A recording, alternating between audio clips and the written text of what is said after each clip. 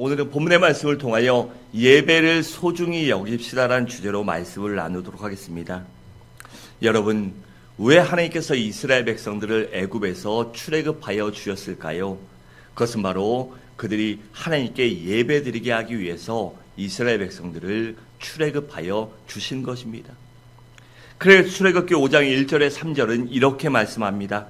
그 후에 모세와 아론이 바로에게 가서 이르되 이스라엘 하나님 여호와께서 이렇게 말씀하시기를 내 백성을 내보내라. 그러면 그들이 광야에서 내 앞에 절기를 지킬 것이라 하셨나이다. 바로가 이르되 여호와가 누구에게 내가 그의 목소리를 듣고 이스라엘을 보내겠느냐? 나는 여호와를 알지 못하니 이스라엘을 보내지 아니하리라. 그들이 이르되 히브리네 하나님이 우리에게 나타나셨은즉 우리가 광야로 살 길쯤 가서 우리 하나님 여호와께 제사를 드리려 하오니 가도록 허락하소서. 여호와께서 전염병이나 칼로 우리를 칠까 두려워하나이다 라고 했습니다. 여기서 절기란 바로 절기나 제사는 바로 예배를 말합니다. 그러니까 하나님께서 이스라엘 백성들을 애굽에서 출애굽시키신 이유가 바로 광야에서 하나님께 예배드리게 하기 위해서라는 것입니다. 여러분, 왜 하나님께서 우리를 구속하여 주셨을까요? 그건 역시 우리들이 하나님께 예배드리며 하나님께 영광 돌리게 하기 위해서입니다. 그래 베드로전서 2장 5절은 이렇게 말씀합니다. 너희도 산돌같이 신령한 집으로 세워지고 예수 그리스도로 말미암아 하나님이 기쁘게 받으실 신령한 제사를 드릴 거룩한 제사장이 될지니라 라고 했습니다. 여기 너희란 바로 거듭난 그리스도인들을 말합니다. 그렇다면 제사장의 사명이 무엇일까요? 그것은 바로 하나님이 기뻐하시는 신령한 제사, 즉 살아있는 예배를 신령과 진정으로 예배드리는 것입니다. 여러분, 하나님께서는 예배를 기뻐하십니다. 그래서 그 기뻐하시는 예배를 드리도록 우리를 불러주시고 구원하여 주신 것입니다. 그 정도로 예배가 중요한 것입니다. 여러분, 예배는요 마치 사람으로 치면 심장과 같습니다. 사람이 심장이 멈추면 어떡합니까? 그냥 죽습니다. 어디 하나 고장나고 어디 하나 문제 나도요 사는데 어려움은 있지만 죽진 않아요. 하지만 심장이 고장나고 멈추면 그 순간 죽는 것입니다. 또 예배는 나무에게는요 뿌리와도 같아요. 여러분, 아무리 나무가요 잎을 잘라내고 가지를 전제해도요 뿌리가 튼튼히 박혀 있으면요 아무리 가지를 잘라내도요 나무가 다음에 또 새순을 틔웁니다. 제가 어디 갔다가 분재한 나무를 봤어요. 근데 나무가 작아 보이는데 20년, 30년이 됐다는 거예요. 요만합니다. 그래가지고 아니 어떻게 나무가 이렇게 키웠습니까? 라고 하고 이게 종자가 틀립니까? 하니까 종류는 비슷한데 단지 크게 자라지 않는 나무 좀 종류는 틀리지만 그래도 매년 이 꽃 보고 하면 가지를 다 꺾어준다고 합니다. 가지를 꺾어주고 이 큰 가지를 해서 모양대로 만들고 다 잘라내면 그러고 나도 다음에 또 가지가 나오고 꽃을 피운다고 합니다. 그처럼 뿌리가 살아있을 때 나무가 살듯이 예배가 살아있을 때 우리의 영혼이 심령이 살아나는 것입니다. 그렇기 때문에 예배의 성공이 바로 신앙의 성공이요 예배의 성공이 인생의 성공이요 축복인 것입니다.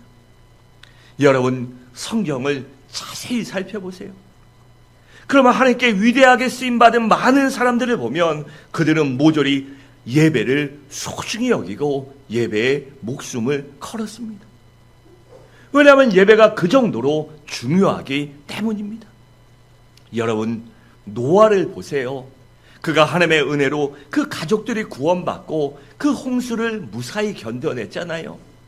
그리고 아라랏산에 머물러서 이제 비가 그치고 땅이 마른 땅이 나오자 그 땅에 내려가서 제일 먼저 무엇을 합니까? 아, 여기 뭐 심어야 되겠다, 여기 어디다 집 져야 되겠다. 아닙니다. 그는 그 배에서 내리자마자 짐승을 잡아 하나님 앞에 예배를 드렸습니다. 여러분, 예배는 그래서 내가 하나님을 만날 수 있는 절호의 기회입니다. 또한 예배는 내가 영적인 세계를 경험할 수 있는 절호의 기회이며 내 운명이 변화되고 내 인생이 변화될 수 있는 절호의 기회요 찬스인 것입니다. 여러분, 이사야 선지자를 보세요. 그는 어느 날 너무나 힘들고서 사명과 믿음을 지키는 것이 너무나 힘들고 지쳐서 답답한 가슴을 안고 성전에 들어가 하나님께 예배 드렸습니다. 그래서 하나님 앞에 모든 것을 아래놓고 납작 엎드려 기도하며 예배하며 찬양 부르고 했더니 그러는 중 놀라운 체험을 하는데 갑자기 영적인 눈과 귀가 열려지게 됩니다. 그래서 하늘나라의 하나님의 보좌를 보고 천사들을 보게 되고 하나님의 음성도 듣게 됩니다.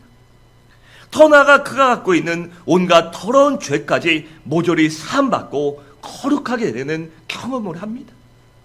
그래서 흔들리던 사명을 다시 한번 회복하고 하나님 아버지의 마음을 읽을 수 있는 기회를 얻고 그 마음을 알아가기 위해 노력하고 다시 작정하며 또한 새로운 비전과 꿈을 품는 아름다운 기회가 그에게 허락됐던 것입니다.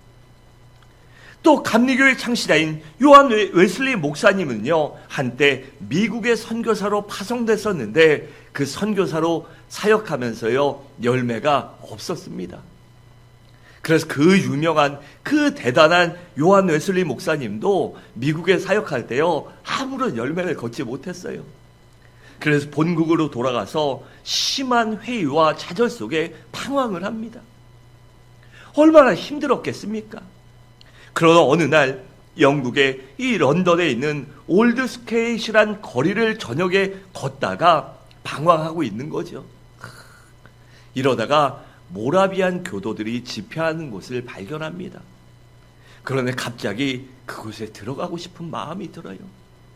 아, 하나님이 성령님이 감동 주시는구나 라고 그 집회에 들어가서 열심히 말씀을 듣고 찬양하고 기도를 했습니다. 그런데 그날 밤 루터가 쓴 로마서를 강의하고 있었는데 그 말씀을 기도하고 찬양 부르고 하나님 살려주십시오, 하나님 다시 한번 일으켜 주십시오 라는 마음을 갖고 사모하는 심정으로 말씀을 들을 때 가슴이 뜨거워지고 진정으로 거듭나는 체험을 하게 됩니다. 그로 그는 그 뜨거워진 감격과 성령님의 인도하심에 따라 성시와 운동을 일으켜서 태폐와 타락의 길을 걷고 있던 영국을 구하고 감리교를 만들게 된 것입니다. 여러분, 이처럼 예배는 한 사람의 운명도 바꿀 수 있지만 때로는 한 나라의 운명까지도 바꿀 수 있습니다. 그렇기 때문에 예배에 목숨을 걸고 예배를 소중하게 여기라는 것입니다. 여러분, 오늘 본문의 주인공인 사도 요한은 주님의 12제자 중에요 가장 사랑받았던 사람이고 또한 가장 오래 산 장수한 사도였습니다. 그런데 그러던 그가 노년에 복음을 증거하다가 핍박받고 반모섬에 유배를 가게 됩니다. 그런데 그가 갇혀있던 이 반모섬은 로마 제국의 흉악범 수용소로 지중해 한가운데 있는 아주 황량한 풀이고 나무고 자라지 못하는 그러한 황량하고 척박한 곳이었어요. 그러니 늙은 사도 요한이 얼마나 고생했겠습니까? 그럼에도 불구하고 그는 끊임없이 하나님께 기도하며 감사하며 찬양하며 예배를 드렸습니다.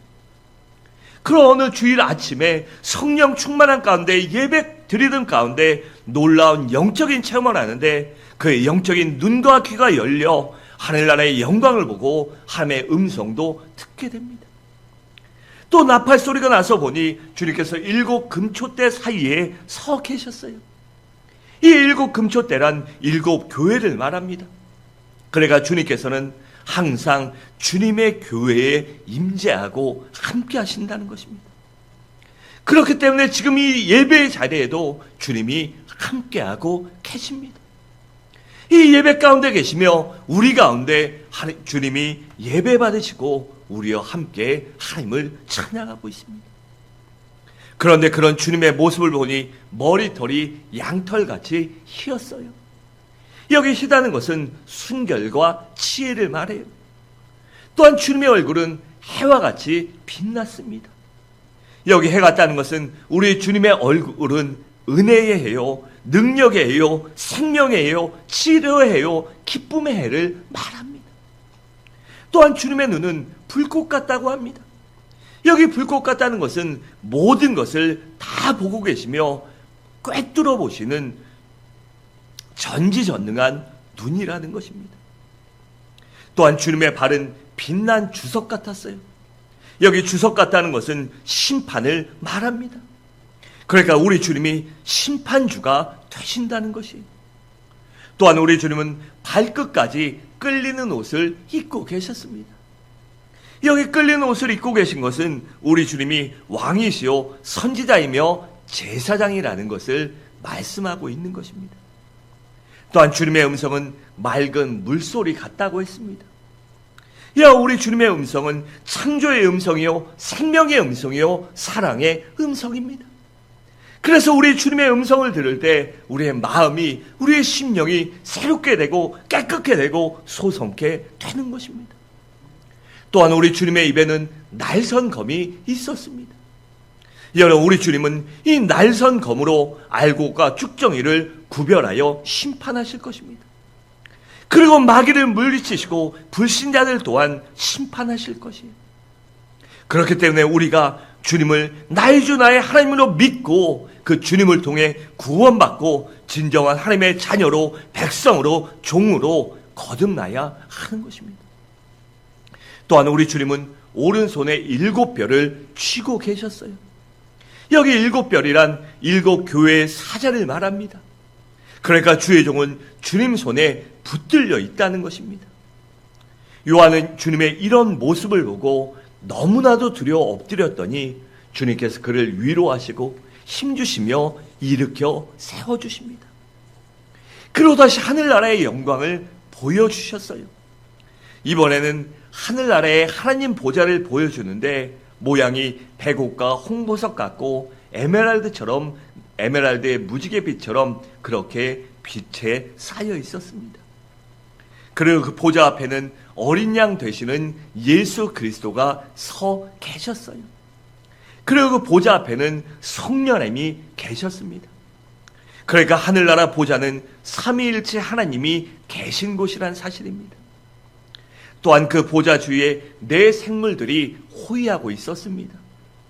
이것이 여기가 계속 우리가 오늘 읽은 부분이죠. 이 네 생물들은 천사들을 말하는데 천사들 중에서도 가장 높은 계급인 스랍들을 말합니다.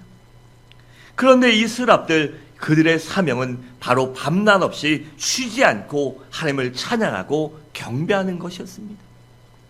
또한 하나님 보좌 주위에는 24보좌가 있는데 그 24개의 보좌에는 장로들이, 24명의 장로들이 흰옷을 입고 머리에는 면류관을 쓰고 앉아 있었습니다. 여기 24장로란 바로 구약의 12지파와 신약의 12사도를 말합니다. 그러니까 24장로란 구원받은 모든 그리스도인들을 대표하는 사람인 것이에요. 그런데 그들이 입은 흰옷이 무엇을 의미할까요? 왜 흰옷을 입었을까요? 그것은 바로 예수 그리스도의 보혈을 믿음으로 말미암아 구원받고 저들이 하나님 앞에 의롭게 된 것을 의미합니다. 그래서 우리도 예수의 피옷을 입고 예수의 보혈의 은혜로, 예수의 은혜로, 하나님의 사랑의 은혜로 구원받고 거룩한 사람이 되어야 하는 것입니다. 또한 머리에 쓴 면류관은 주님께 죽도록 충성하고 헌신한 자들에게 주시는 상급이요 면류관입니다. 여러분, 바라건대 저는 이 자리에 있는 우리 모든 성도님들도 마지막 날 상급의 심판대 후에 이런 영광을 누리시길 바랍니다. 하나님께 잘했다 칭찬받고 의의 면류관, 자랑의 면류관, 금의 면류관, 은혜의 면류관을 허락받고 거룩한 흰옷을 입고 하나님께 칭찬받는 복된 거룩한 인생이 되시기 바랍니다. 첫째로, 그렇다면 우리의 예배의 대상이 누구일까요? 여러분, 우리가 예배드릴 대상은 바로 성부, 성자, 성령, 삼위일체 하나님이십니다. 그렇기 때문에 우리는 예배 드릴 때 두렵고 떨린 마음으로 경건하게 예배 드려야 하는 것이에요. 여러분, 우리의 예배의 대상인 삼위일체 하나님은 창조주가 되십니다. 또한 거룩하신 분이시오 전지전능하신 분이시며 영원토록 살아계신 분이십니다. 그렇기 때문에 예배 받으시기에 합당하신 하나님이세요. 우리 모두 이런 만왕의 왕이시오 만주의 주가 되시는 하나님께 준비하고 경건하고 거룩한 마음으로 예배드리시기 바랍니다. 둘째로, 그렇다면 우리가 어떻게 하나님께 예배드려야 할까요? 먼저는 성령의 감동 속에 예배를 드려야 합니다. 그래야 예배 시간 내내 우리가 은혜 속에 예배드릴 수 있는 것이에요. 우리가 성령의 감동을 받아야 찬송을 해도 은혜가 되고, 기도를 해도 은혜가 되고, 말씀을 들어도 은혜가 되고, 연보를 해도 은혜가 되는 것입니다. 성령의 감동이 없다면 그것들이 지루하게 느껴질 수 있고요, 힘들 수도 있고 귀찮을 수도 있고, 그렇지만 우리가 성령의 감동을 받고 예배드리면 그 모든 것이 감사하고 은혜인 것을 알기에 기쁨의 감격 속에 예배드리게 되는 것입니다. 또한 내 자신을 먼저 하나님 앞에 산 제물로 드릴 줄 알아야 합니다. 여러분, 주님은요, 우리가 드리는 어떠한 것보다 먼저 내 자신이 하나님 앞에 거룩한 예물이 되기를 바라십니다. 그래서 우리의 마음도 몸도 태도도 자세도 경건해야 되고 거룩해야 되고 재물답게 하나님 앞에 죽어져야 하는 것입니다. 그 로마서 12장 1절은 이렇게 말씀합니다. 그러므로 형제들아, 내가 하나님의 모든 자비하심으로 너희를 권하노니 너희 몸을 하나님이 기뻐하시는 거룩한 산 제물로 드려라. 이는 너희가 드릴 영적 예배니라 라고 했습니다. 그렇기 때문에 하나님 앞에 예배 드릴 때는 내가 거룩한 제물이 되기 위해서 노력하고 준비해야 하는 것입니다. 또한 하나님 앞에 예배 드릴 때는 겸손하게 예배 드려야 합니다. 여러분, 이 24장로가 예배 드릴 때는 어떻게 했지요? 바로 하나님 그 보좌에서 일어나서 하나님 앞에 엎드려서 경배를 드립니다. 그들이 왜 그랬을까요? 하나님이 그 높고 존귀한 자리에 앉혀주셨는데 그들이 왜 예배 드릴 때는 그들마저도 그 자리에 일어나 하나님 앞에 엎드려 경배했냐는 것입니다. 그것은 바로 하나님만이 만왕의 왕이시오 우리들은 구원받은 피조물이기 때문입니다. 우리가 아무리 하나님 앞에 충성하고 헌신하고 노력해도요, 내가 구원받은 은혜를 어떻게 갚겠습니까? 여러분, 세상에 살면서요, 우리가 누구에게 도움을 받거나 은혜 받으면요, 그것을 반드시 갚아야 돼요. 그런데 갚을 때 어떻게 갚습니까? 내 최선을 다해 갚으면 그것이 쌤쌤이 됩니다. 저도 가끔씩 어려울 때 아버지나 누이나 친구들에게 이 돈을 융통할 때가 있어요. 그래서 큰 돈은 아니지만 100만 원, 200만 원, 많을 때 1000만 원 빌립니다. 그럼 갚을 때 가족이라고요, 1000만 원만 딱 주면 어떡합니까? 아니면 아버지 어머니 내가 좀 어려워요, 1000만 원 빌려놓고 800만 원 주고 그냥 퉁칩시다 이러면요, 가족과이지만 의상합니다. 그럴 때 어떻게 해야 돼요? 내가 최선을 다해서 사채이자까지는 못 줘도 내가 은행이자보다는 더 쳐주고요, 고맙다, 정말 그것 때문에 살았다, 정말 도움됐습니다, 감사합니다, 고맙습니다, 그러면서 그 빌린 거에 조금이라도 더 주면서 밥도 사주고 차도 사주고 여유가 된다면 이 선물도 조그만 거 준비해서 가면 얼마나 관계가 좋아집니까? 그럼 다음번에요, 어렵다고 하면요, 또 빌려줍니다. 근데 빌렸는데도 갚지도 않고 고마운 줄도 모르고, 그 아버지니까 형제 자매니까 친구니까 교우니까 그러면요, 다음부터 절대 안 빌려줍니다. 여러분, 사람도 그래요. 그런데 우리는요, 우리가 구원받은 것을 어떻게 하나님 앞에 갚겠습니까? 예수의 독생자 예수 그리스도의 피값으로, 그 목숨값으로 우리를 구원하셨는데 우리가 무엇으로 갚겠습니까? 제가 저희 아들인 재원이와 재영이를 아브라함처럼 모리아 산에 가서 내가 하나님을 이렇게 섬기니 나도 아들을 하나님께 바치리라. 그럼 하나님이 스톱해 주시면 멈추는 거고, 아니면 하나님께 내 사랑하는 아들을 바치리라. 하나님이 스톱하실까요? 정신 나간 놈아 이러죠. 그러면 바친다고 그 뭐 쌤쌤이 됩니까? 아닙니다. 아니면 내가 갖고 있는 걸 모든 재산을 하나님 앞에 드린다고 뭐 이건희 회장이 그런다고 하나님이 눈이나 깜짝하실까요? 아닙니다. 여러분, 억만금을 줘도요 내 자식과 못 바꾸는 것이 세상 것 아닙니까? 그런데 이 땅의 창조주시오 만왕의 왕이신 하나님이시며 그 독생자이신 예수 그리스도를 나를 우리를 구원하시기 위하여 그 목숨값을 지불하시고 우리를 구원하셨으니 우리가 그 하나님께 어떻게 감사하지 않을 수 있겠습니까? 어떻게 그 은혜를 우리가 갚을 수 있겠습니까? 갚아도 갚을 수 없는 것이 그 은혜가 아닙니까? 그렇기 때문에 우리는 하나님 앞에 빚진 자의 심정으로 겸손하게 거룩하게 예배드려야 하는 것입니다. 또한 모든 영광을 하나님께 돌리며 예배드려야 합니다. 여러분, 이 14장로들은요 보좌에서 일어나 엎드린 것뿐만 아니라 머리에 쓰고 있는 면류관까지도 하나님의 보좌 앞에 드리며 예배를 드렸어요. 여러분, 이것이 무엇을 의미할까요? 그들이 하나님 앞에 죽도록 충성하고 정말 순교하면서까지 믿음과 신앙을 치료를 지켰기 때문에, 하나님을 사랑했기 때문에 받은 그 면류관조차도 하나님의 은혜라는 것입니다. 여러분, 우리가 살아가면서 누리는 그 모든 것들이 하나님의 은혜가 아닌 것이 어디 있습니까? 나의 나된 것이, 내가 누리는 모든 것들이 하나님의 은혜가 아닙니까? 내가 태어난 것도, 내가 숨을 쉬는 것도, 내가 힘들고 어렵지만 그럼에도 불구하고 꿈과 희망을 갖고 살아가는 것, 기쁨 가운데 살아가는 것, 가끔씩 우리가 기쁜 일, 웃은 일, 아주 좋은 일이 있지 않습니까? 이런 그 모든 것들도 하나님의 은혜입니다. 그러니 우리가 어찌 하나님께 영광 돌리지 않을 수 있겠습니까?